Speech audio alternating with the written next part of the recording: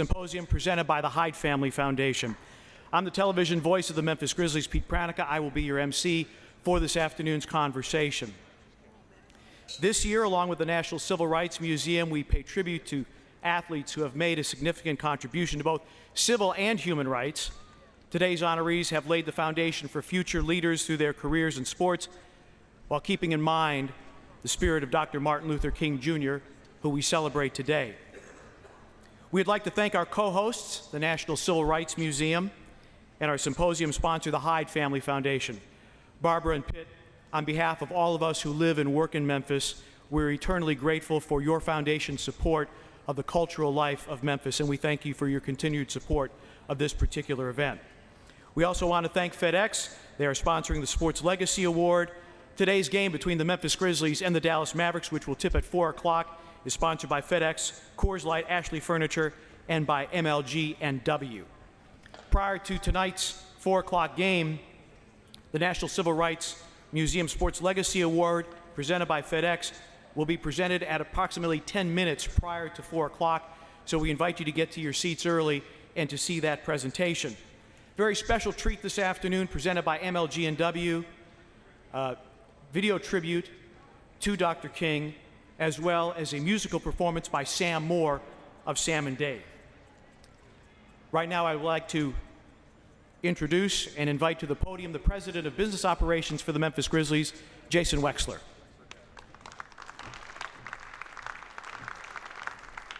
Thank you, Pete. Welcome to the 13th Annual Martin Luther King Jr. Day celebration, a continuing partnership of the National Civil Rights Museum, the City of Memphis, Shelby County, and the Memphis Grizzlies. Thank you to the Hyde Family Foundation for graciously sponsoring today's symposium, as well as thanks to the generous sponsors who've helped make this important weekend's meaningful events possible: FedEx, Coors Light, Memphis Light Gas and Water, and Ashley Furniture. And a special thank you to our esteemed honorees. I'd also like to take a moment to note and thank the young men working as hosts for today's symposium. They are students at Grizzlies Prep, an all-boys middle school with a rigorous college prep curriculum that scored in the top 5% in the state for academic growth this past year.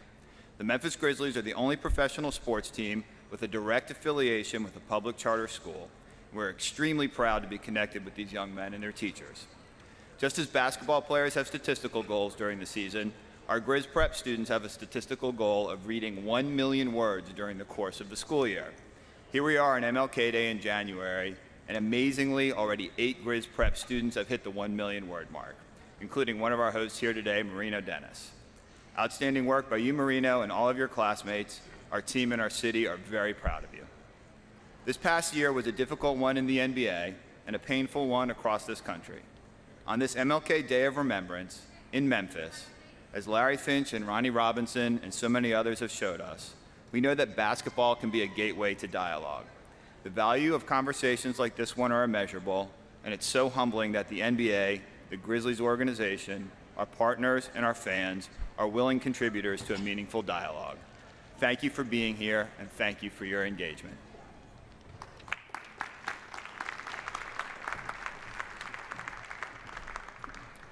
Thank you, Jason. Now from our co-host of today's event, President of the National Civil Rights Museum, Terri Lee Freeman. Good afternoon. It is truly a pleasure to be here this afternoon, and we are thrilled to be in partnership with the Grizzlies to present this Sports Legacy Award. We had the privilege just last evening to have a symposium, or a forum, I guess I should call it, with the Grizzlies Foundation to talk about the intersection of race and sport, and it was quite a lively conversation. This is such an incredibly special day for Memphis, but for the nation as a whole.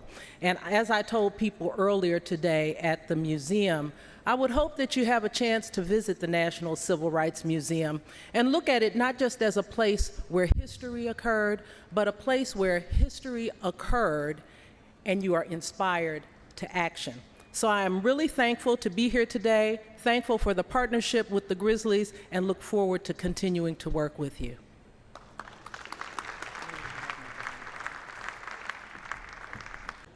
And welcome back to the Sports Legacy Symposium here on MLK Day in Memphis. Pete Pranica and we're about to meet our distinguished honorees this afternoon. Our first honoree is a 13-year veteran of the NBA who played for New Jersey, Memphis, Minnesota, Atlanta, Boston, Washington, and Brooklyn, and who went to 2 NBA Finals with the New Jersey Nets. After 4 years at Stanford, he left as the school's all-time leader in field goal percentage. Off the court, he was inducted into the National Gay and Lesbian Sports Hall of Fame and is a member of the President's Council on Fitness, Sports, and Nutrition, as well as an NBA Cares ambassador, furthering the league's efforts to address societal issues. Please welcome Jason Collins. Thank you.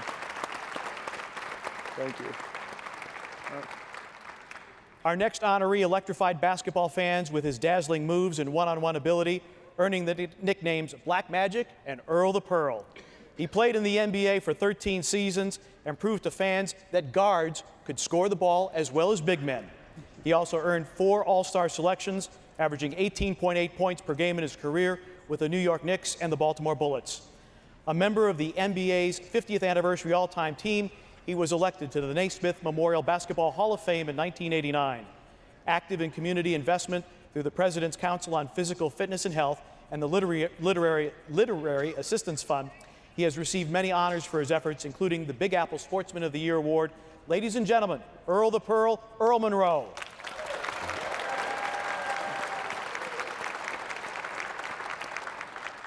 Our third honoree appeared in over 1,000 NBA games in his distinguished career after an All-American career at the University of Colorado. He was drafted by Boston and also played for Toronto, Denver, and Minnesota until signing with the Detroit Pistons in 2002.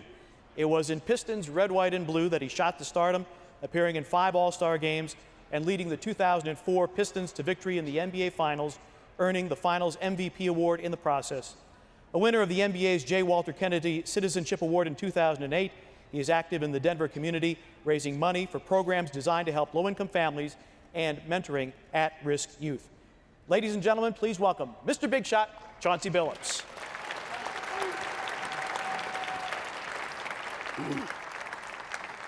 Gentlemen, welcome. It is a tremendous honor to be on the stage with you. This is a fabulous day. Earl, you were in your teenage years, if I'm doing my math correct, when Dr. King was leading the civil rights movement. When did you become aware of what he was doing and what his role in the civil rights movement, and what were your thoughts at that time? Well, I was actually working at a knitting mill, earning about $1.15 an hour. And if I missed a day, I would bring home $30-some a week. So all of a sudden I started to realize that there was something better out there. But, you know, I missed the March on Washington. I was working at the time and I wasn't able to go.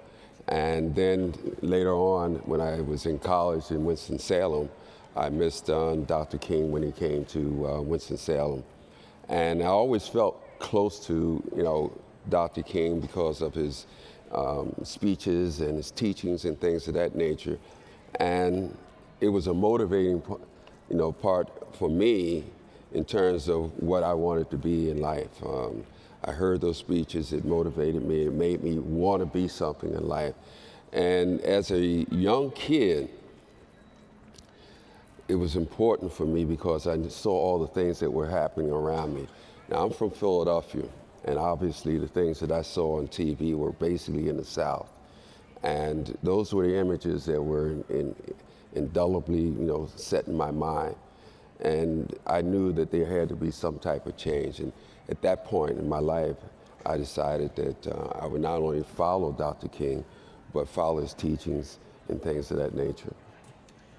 Jason, obviously, different generation. Dr. King had already been assassinated by the time you came on the scene. When did you become aware of his teachings and his role in American society? Well, as a young kid growing up in Los Angeles, education was extremely important to my family. So my parents made sure that we knew our history. We knew those people who came before us, and so that we could have the life that we were living. So when I was a young man in elementary school, learning about the teachings of Dr. King and about diversity and inclusion and acceptance, and still trying to follow his teachings to this day. Chauncey? Similar to what Jason said, obviously, my teaching began at home in my grandmother's household, and my grandfather taught me a lot about Dr. King and his contemporaries on their believings, their teachings.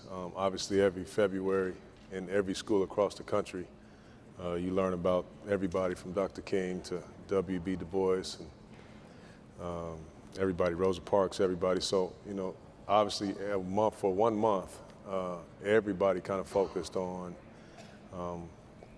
his legacy and what he meant. But for me, I was lucky enough to have grandparents and people that were cognizant to know that, we got to teach this at home. So many of us are familiar with the I Have a Dream speech or the Mountaintop speech, two of the greatest orations in world history. I think sometimes we forget about his Nobel acceptance speech. And I also want to share from Dr. King's acceptance speech a couple of passages, and one right now, and use that as a springboard for some conversation. Dr. King said, "I accept this award today with an abiding faith in America and an audacious faith in the future of mankind. I refuse to accept despair as the final response to the ambiguities of history. I refuse to accept the idea that the isness of man's present nature makes him morally incapable of reaching up for the internal oughtness that forever confronts him. I refuse to accept the idea that man is mere flotsam and jetsam in the river of life, unable to influence the unfolding events which surround him. I refuse to accept the view that mankind is so tragically bound to the starless midnight of racism and war that the bright daybreak of peace and brotherhood can never become a reality." As a springboard, Jason, to go from isness, the way things are, to the way things ought to be, as Dr. King referred to, what is the biggest area of oughtness in civil rights these days? It's amazing what when people fight against change. It's taking a tour of the Civil Rights Museum yesterday, and going through every single emotion possible, from joy and excitement to just anger. When you see people, resisting equality, and you want to say, can we pause in real life and say, what is going through your mind here that you can't get to a point where you can see people equally and treat people equally and want rights and laws for people, protection under the law.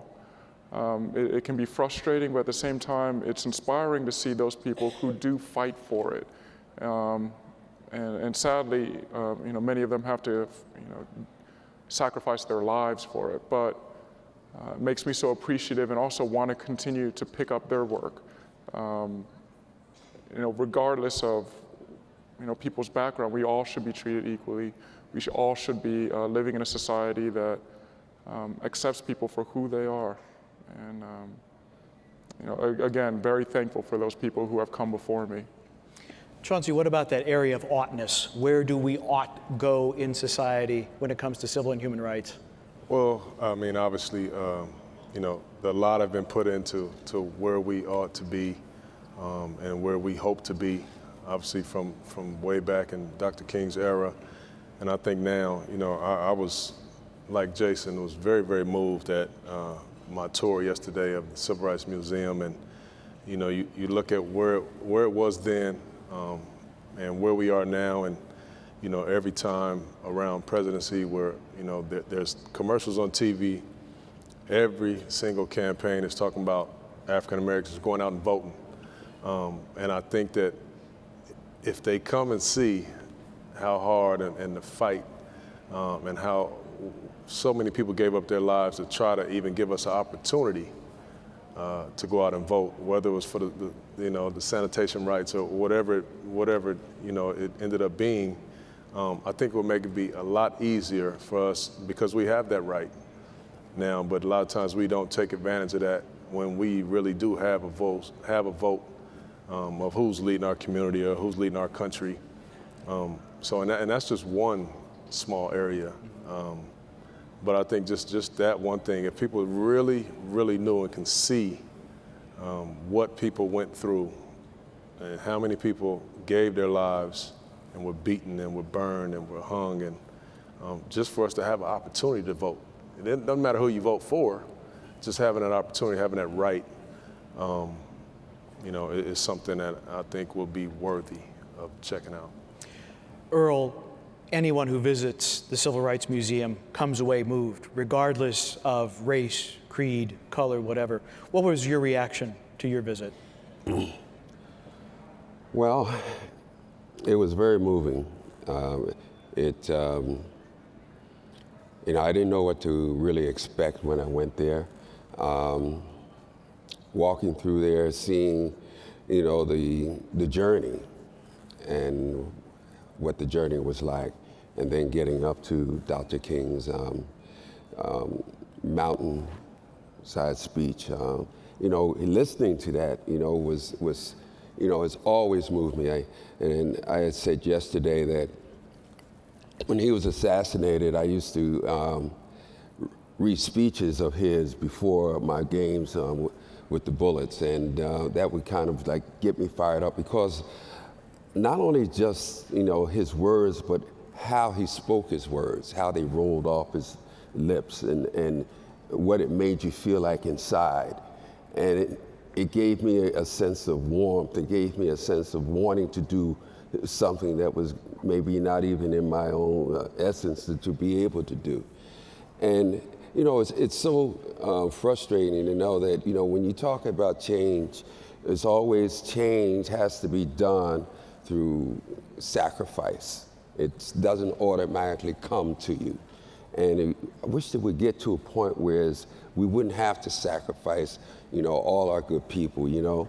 This is something that's, down through history has been the same way. The marches were born on change because of sacrifices that were made. Gandhi over there, sacrifices he made for his country, and then when they finally got their independence, he'd be assassinated. The same thing over here, Martin. And, what we need to have, again, we ought to be able to have those type of leaders that instill in us from every aspect, from the local aspect, regional aspect, and the national aspect of being that we are one. It really hurts me to see that when we talk about trying, the president is saying one thing, and then there's a faction over no matter what he says. It used to be a point where when the president says, okay, we can do something, we all said, okay, let's go do it. Let's try and get it done.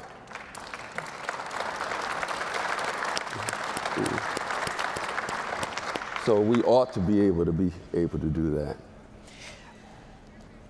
You played in the time of the Civil Rights Movement. Did you encounter situations of racism, discrimination that made it particularly difficult for you to do your job? Well, the good thing about being in sports is that, you can go out on the court and it kind of diffuses a lot of the things that are around you. There was that sense of racism, out there. I played in Winston-Salem, North Carolina, bringing my family down to go out to eat, and people coming in and they're saying, we don't serve your kind here. These are not the things that I heard in Philadelphia, but this was the way of the land at that point in North Carolina. But even at that, you still were able to go out and play basketball, and you forgot about all those other things that were happening around you. So for me, growing up in that era is something that I probably love, because it made me the person that I am today. My thoughts and my feelings and things about all the things that have happened to me are directly responsible for in that time and era. Civil rights encompasses so many things. I think more often than not we think of it as a racial issue, but it is basically the freedom to not be persecuted on religious beliefs or sexual orientation or any number of beliefs. What civil rights issues just jump at you right now and say, over and above race, these are other issues that need to be addressed, Chauncey? Well, if you look at our country right now, some of the obvious hot topics are race. You look at the police brutality that's going on across the country. You look at the unfortunate situation in Ferguson or New York, and it's sad. You know, it really is sad, and it's what our young people today see when they turn on TV. Every broadcast, they're talking about what happened, you know, and the result of subsequently what happens after that, the looting, the rioting, things that, you know, you can go back way in time and see similar situations. So it always leaves you to ask and think about how far have we come. And of course, sure, we've come a long way, but there's always opportunities to take 4 steps up and maybe 5 steps back. Now you're lower than where you started. So there are always going to socially be issues and problems. And I always say, you know, we don't shine enough light on the positivity in our communities and with our youth. It's not a good enough story for some reason for the media, and we don't shine enough light on the positive things that are going on. You know, it's not who we haven't helped, but who we can help. And look, we have helped these guys, and look what they're doing, these young ladies and men. So I would like to, you know, just shine more light on the positivity, because when you do that, now everybody that watches these TV shows, now they see that somewhere that they can go. And it's not always negative when you turn on the television set. Jason, obviously your journey is somewhat unique as the first openly gay NBA player. Again, as I referenced, civil rights is not merely about race. That is a component of it, but freedom from persecution for any reason. In your journey, what have you learned about advocacy, tolerance, respect, things of that nature? Well, I think it's interesting that in 2014, you know, here we are talking about the evolution of civil rights, but it took till 2014 for the first openly gay active NBA player to step forward, and yet we still haven't had one in Major League Baseball or NHL hockey. Michael Sam. Hopefully one day we'll be able to, you know, play in a regular season game. But there are other athletes out there. I mean, I'm in contact with them. And it's, you know, we have to continue to try to, you know, create an environment of support and acceptance so that they feel that when they do step forward out of the shadow that they won't be met with rejection. You know, I try to, you know, show, you know, live my life, and hopefully it'll be an example to other male athletes out there. Because in the past, Martina Navratilova in tennis or Billie Jean King, it's been women who've taken the lead. But we need more and more examples, regardless of gender, of people to live their authentic life, to, you know, continue conversations like we're having right now. And not only sports figures, but people in the world of business. The head of Apple, Tim Cook, stepping forward and showing, you know, young people out there that there's a possibility model, not just a role model, but a possibility. You too can be the head of a Fortune 500 company, or you too can be a professional athlete.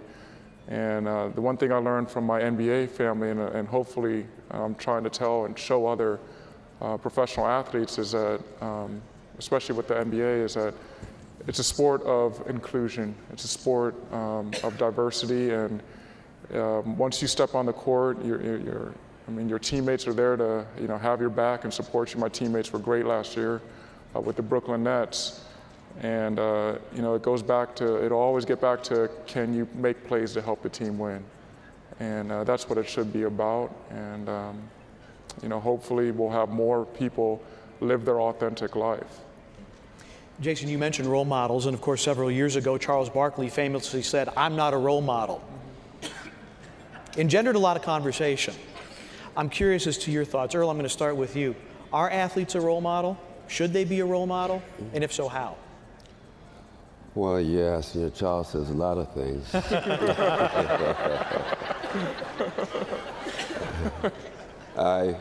I truly believe that, yes, as an athlete, as someone who's in the limelight, as someone who's in the media, when you're out there, people are looking at you.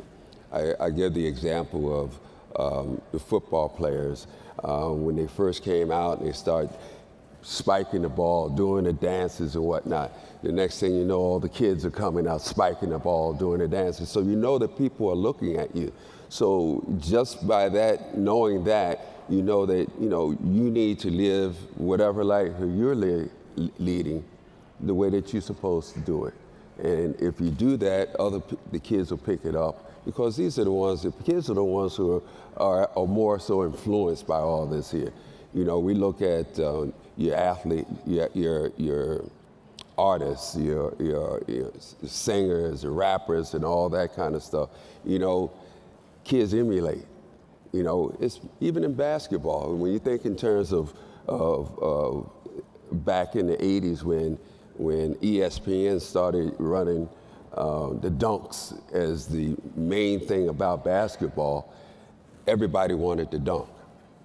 So sports, has a tremendous influence on the youth of the day. And it's important that if you're a part of the sports world, you need to show them that this is a way to live. I mean, it's not like I'm the angel of everyone, believe me that.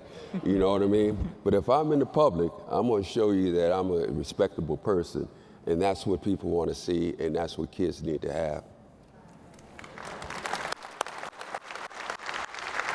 Chauncey, are you with Chuck, or are you with Earl? No, I'm not with Chuck. But I agree 100% with what Pearl said. I always took it as a major responsibility to be a role model. And, I know in growing up watching NFL or watching the NBA at an impressionable age, of course you want to do what your favorite players do. And if you're lucky enough to come in contact with them when they're not on the floor, you're really going to emulate what they do. So me knowing that, me being conscious of that, I've always tried to, as he said, nobody's perfect, and we all, have our downfalls, but I've always tried to, when in the presence of kids that I know I'm influential to them, live the right way, and not like it's anything outside of what I really am. Just give them something to look up to, and be courteous of knowing, that particular time, they're going to remember that. They may never come in contact with you again, or somebody, that they look up to. So that 2 or 3 minutes will last a lifetime for them.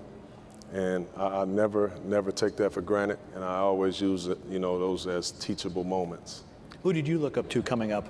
I looked up to like Joe Dumars and Isaiah Thomas, Magic Johnson. That was kind of my era. My father, coincidentally, this was his favorite player. Mm-hmm. Not to make you feel old,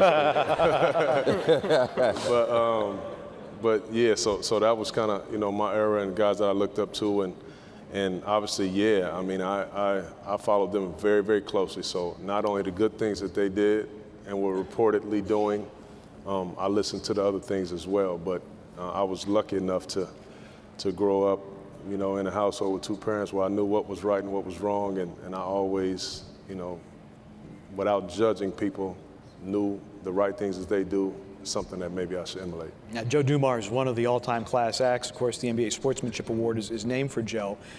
Jason, what about you? Role model? And who did you follow coming up? Growing up, I followed Magic Johnson. Brevin Knight is not a right answer, by the way. No, Brevin. Brevin's a good friend of mine, but he's not that old. That's right, because he's my age. But yeah, Magic Johnson. I was a center, so I looked to Hakeem Olajuwon, a huge fan of his, and I was very fortunate. I never told Hakeem this, but my rookie year was his last year in the NBA. So you can only imagine, my thrill playing against my idol. And of course, I didn't want to, be excited in front of him, like, oh wow, there's Hakeem Olajuwon. I grew up watching and idolizing this guy. But sure enough, in that game, he went up for a dunk, and I blocked it. And then on the other end, I scored on him, and I was like, yeah, got him. Mind you, again, he was last year in the league. Now, in his prime, he probably would have about 40 points on me, but a different experience. And then also Martina Navratilova and Billie Jean King. I never publicly acknowledged that they were my idols when I was in the closet, because I didn't want people asking questions like, why do you support them? But they were two brave women who were absolutely dominant in their in their sport, but also in their just living their personal life out there for the public, and just going about living their life, and not being afraid of the rejection. Or when I came out, I got a call from the president and Oprah Winfrey, and times have changed. When they came out in the 80s and 70s, it was a different time. The country has changed, but yet at the same time, like Chauncey said, there's work to be done, and there's a lot of work to be done in multiple areas of our society. And I think all of us should want to do better. We shouldn't want to settle for the way that it is, and what it ought to be is, especially for our children and our grandchildren, for the next generation, our roles as role models should be to make their lives easier, make their lives better. Earl, is there a greater responsibility if you are a professional athlete to be socially active? Some athletes are very socially active. Some prefer not to, whether they fear that it may hurt their endorsements or their visibility or their popularity.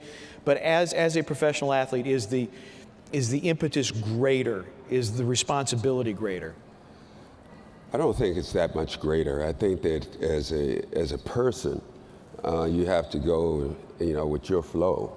I mean, if you go and you're actually trying to do too much, people see that, and they can see through that as being, fake and phony, and you kind of turn people off. I think that, in life, they're leaders and they're followers, and if you're a leader, you lead, and you lead by example, and if you're a follower, you follow, and you follow well.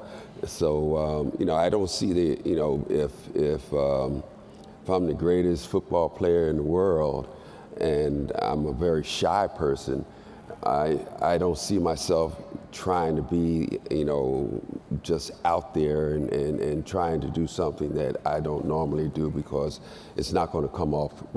And kids, especially, you can take young kids as they're growing up, and they know who are nice people, and they know who are not nice people.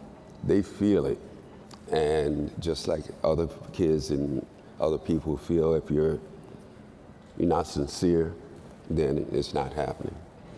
Chauncey, do you feel a greater obligation because you wore an NBA uniform for 13 years? I don't feel a greater obligation. However, I do feel like my platform a lot of times is bigger than some people's, and I take a great responsibility in knowing that. And as Pearl said, I mean, it's all about who you are and your personality. I've always been pretty outgoing guy, pretty vocal guy in the way that I have led some of my teams, and because of that and knowing that, I'm probably best suited to go out there and speak on whatever way I feel about it, but being able to speak on that, I had the confidence and the courage to do it. And a lot of people don't. And as he said, people know if it's real or not, and that's one thing. You can't fool people. You can't trick people. And, but I do know, and I do recognize that our platform is a beautiful platform, and it can go the other way sometimes. You look at some of the things that as we spoke, Charles says, he takes a lot of slack for some of the things he says, but it's how he feels. It's how he feels, and I respect any guy or any person, any woman that can use that and to say how they feel, because one thing about it is a lot of other people that feel that way, and it gives them maybe the courage to say, yeah, I feel like Charles feels, you know. So it's a great platform to you know, take or make any stand that you want to make. All three of you in your community involvement have worked with youth. Jason, in your mind, what is the greatest need among our youth today so that they can grow up with a life of possibility? I think it starts with the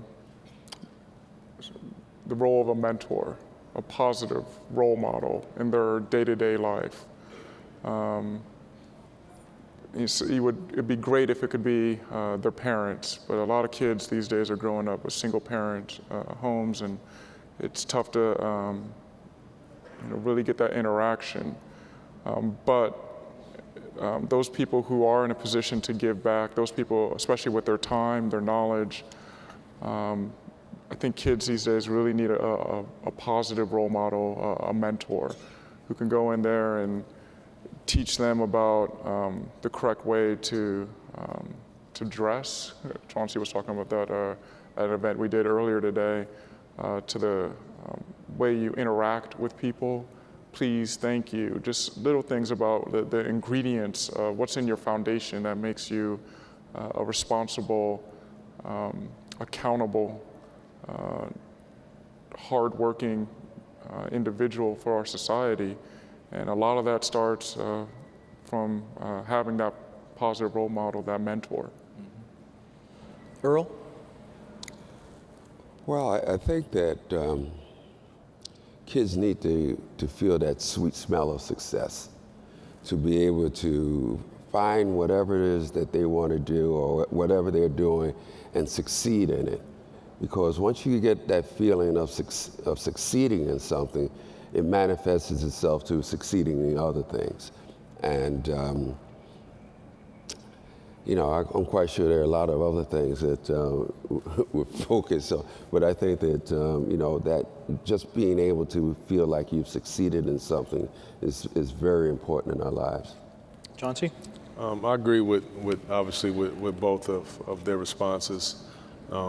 You know, I think that in our communities and in the inner cities, I think kids need to know and understand and believe that there's a lot of success outside of making it professionally, playing basketball or being a musician.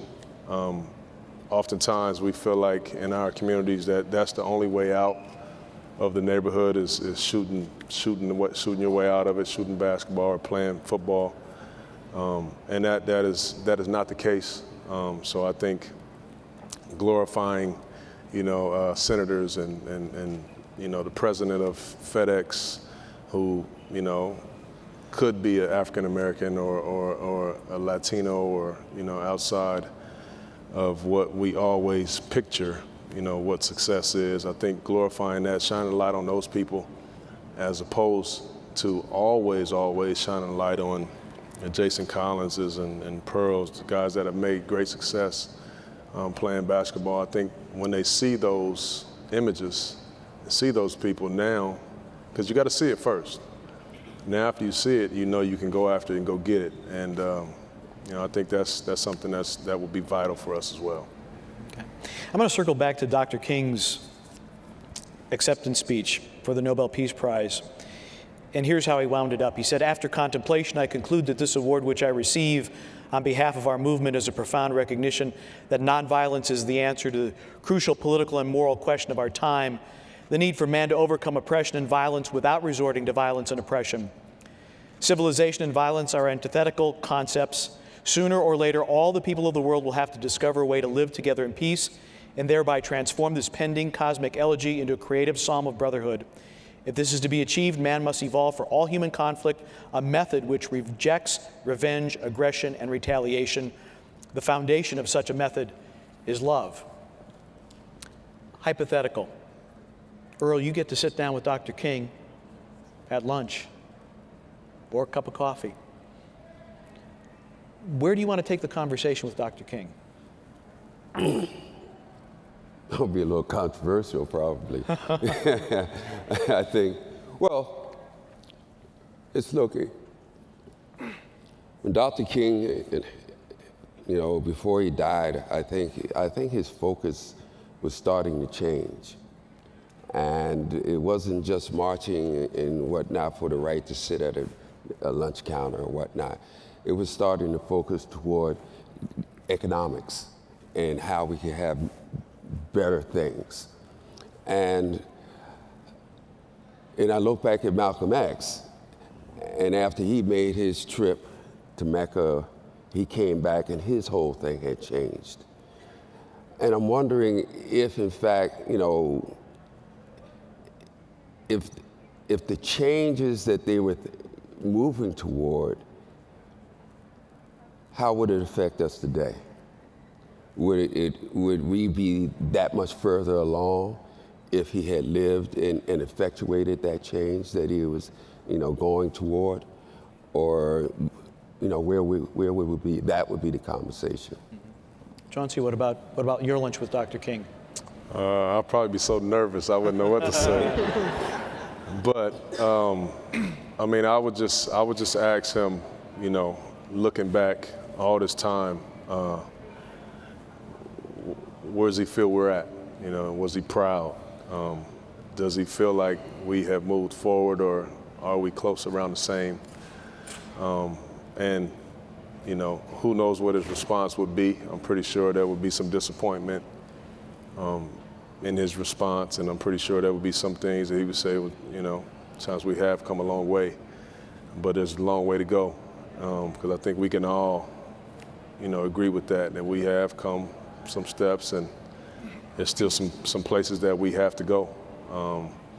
So, you know, I think for me, just being able to be in his presence and ask him a question like that, that will probably shape where I go from here, you know, and what is important to me in going forward, and what he believed in. Jason, what about you? Again, it'd be a little controversial, but I would like to talk to him about the role of religion, as far as the way that I was taught. Religion is about bringing people together, community, love, togetherness.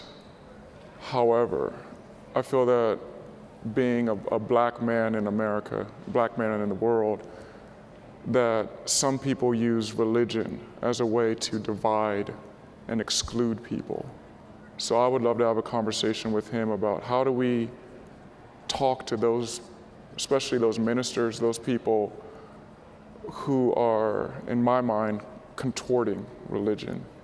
How do we get them to bring people together and accept people, and getting back to that dream that Dr. King talked about, as far as accepting people and loving people for who they are. Because I feel that religion should not be a tool that is used to divide people. It should bring people together. We have about a minute. We have about a minute left for final words.